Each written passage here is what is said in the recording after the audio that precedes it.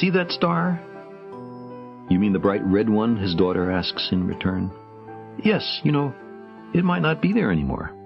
It might be gone by now. Exploded or something. Its light is still crossing space, just reaching our eyes now. But we don't see it as it is. We see it as it was." Many people experience a stirring sense of wonder when they first confront this simple truth. Why? Why should it be so compelling? The immense distances to the stars and the galaxies mean that we see everything in space in the past. Some as they were before the Earth came to be. Telescopes are time machines.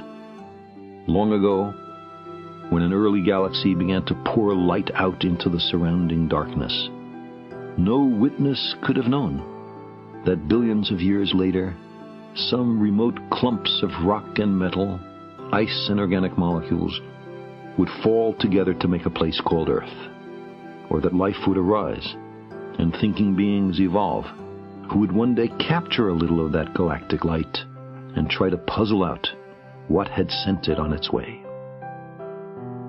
We can recognize here a shortcoming, in some circumstances serious, in our ability to understand the world. Characteristically, willy-nilly, we seem compelled to project our own nature onto nature.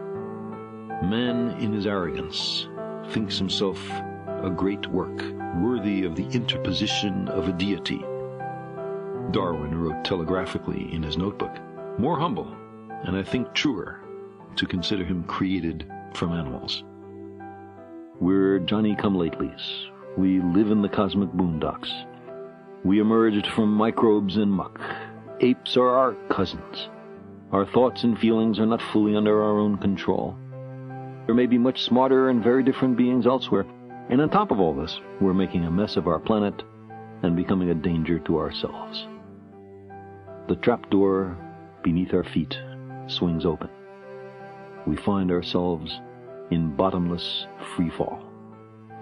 We are lost in a great darkness, and there's no one to send out a search party. Given so harsh a reality, of course we're tempted to shut our eyes and pretend that we're safe and snug at home, that the fall is only a bad dream.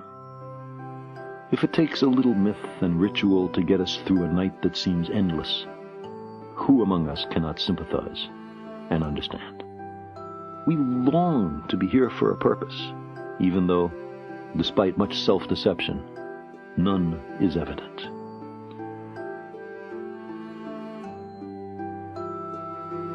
The significance of our lives and our fragile planet is then determined only by our own wisdom and courage. We are the custodians of life's meaning. We long for a parent to care for us, to forgive us our errors, to save us from our childish mistakes. But knowledge is preferable to ignorance. Better by far to embrace the hard truth than a reassuring fable. Modern science has been a voyage into the unknown, with a lesson in humility waiting at every stop. Our common sense intuitions can be mistaken. Our preferences don't count. We do not live in a privileged reference frame. If we crave some cosmic purpose, then let us find ourselves a worthy goal.